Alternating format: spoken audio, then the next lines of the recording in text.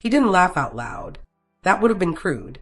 Instead, Julian Whitmore let a thin smile crease the corner of his mouth, the kind of smile men like him perfected early. Polite, controlled, dismissive. It happened the moment Ariel Johnson walked into the room. She was 34 years old, black, unaccompanied, unapologetically present. In a ballroom filled with inherited confidence and tailored certainty, she moved like someone who had already survived harder rooms.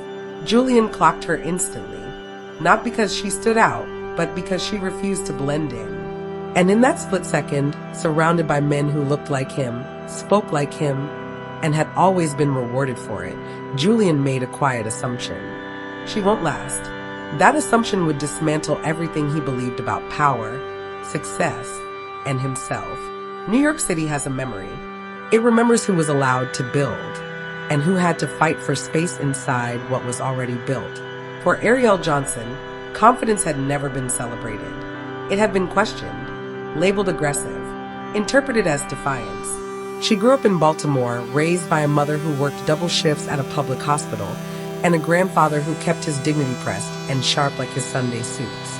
Ariel learned early that brilliance didn't protect you. Discipline did. She earned her degrees on scholarships. She learned boardroom language by watching who was ignored. She built Nexaforge not to impress, but to correct. For Julian Whitmore, confidence had always been currency. 42 years old, educated at private schools where last names opened doors before grades ever could. His grandfather's name still hung on the library wall of his Ivy League alma mater. Julian didn't inherit money alone. He inherited certainty. Certainty that the world bent eventually. Certainty that systems rewarded men like him. So when Ariel Johnson and Julian Whitmore crossed paths in Midtown Manhattan, it wasn't destiny. It was history colliding with resistance. The Vanderbilt ballroom glowed gold that night, light bouncing off marble floors, crystal chandeliers refracting privilege into something almost holy. Ariel stood near the windows, the city unfolding beneath her like a living circuit board. She wore a black silk column dress, clean lines, no excess. Her hair was pulled back into a low knot, intentional, not severe. Gold studs caught the light when she turned her head. Her posture was calm. Still, she wasn't waiting to be noticed. Julian Whitmore, across the room, adjusted the cuff of his custom navy suit, the Whitmore crest stitched subtly inside the jacket. He wore legacy like a second skin. Salt barely touched his dark hair. His face, sharp, symmetrical, had been trained to reveal nothing unless it served him. He noticed Ariel because she violated an unspoken rule. She wasn't orbiting power. "Who's that?" he asked his colleague, voice low. "No idea," the man replied. "Probably pitching." Julian watched longer.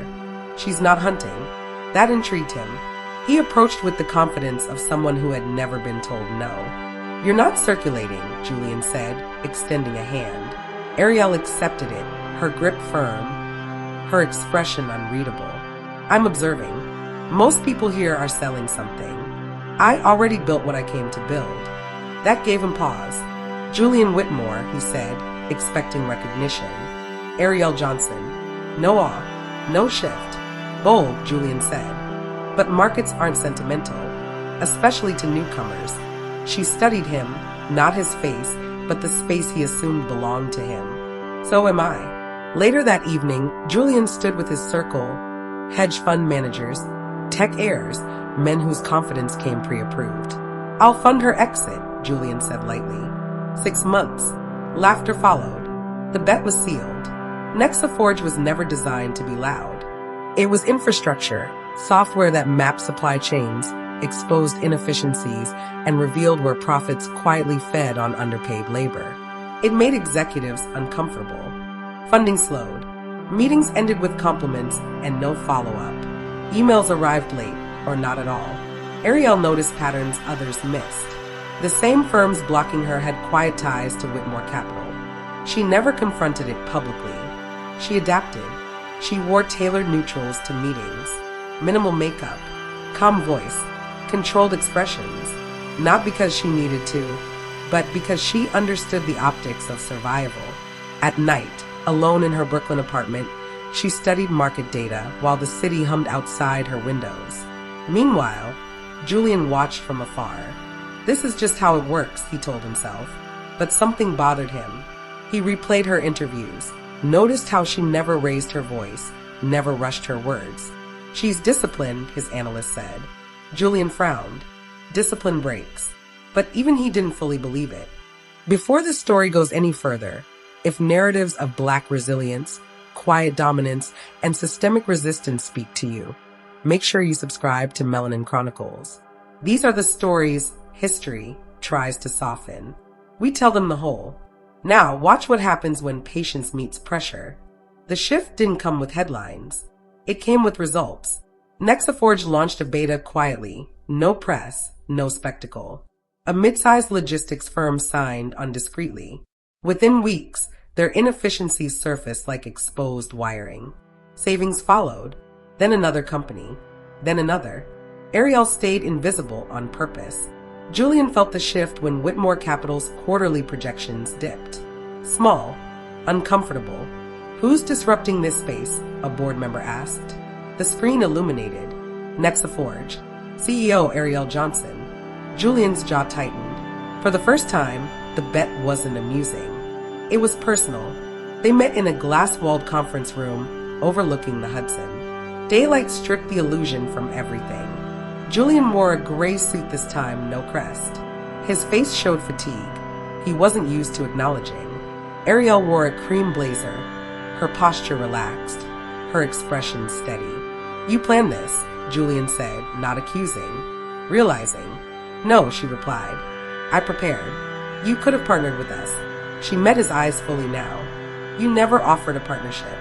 You offered containment. The words settled between them. I was wrong, Julian said. It wasn't an apology. It was a surrender. Outside, traffic surged. Inside, history shifted. Whitmore Capital unraveled without drama. No scandals. No chaos. Just consequence. Investors withdrew quietly. Trust eroded. Influence dissolved. Julian resigned in silence. Ariel acquired strategic assets, not out of vengeance, but alignment. When asked if it was personal, she said simply, no, it's structural. Julian watched from the outside for the first time in his life, and for the first time, he listened. They met again months later.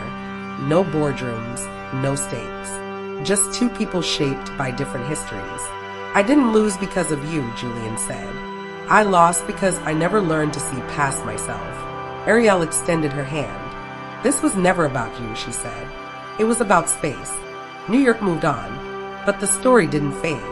Because this wasn't about a billionaire who fell. It was about a Black woman who rose without permission, without spectacle, without apology. And the man who lost everything he thought defined him, and finally understood what power really looked like. If this story resonated, if it reminded you that resilience doesn't announce itself, it endures, then subscribe to Melanin Chronicles. We tell the stories that systems overlook and voices history tries to quiet. Because sometimes, the greatest reckoning isn't losing everything. It's realizing who you underestimated all along.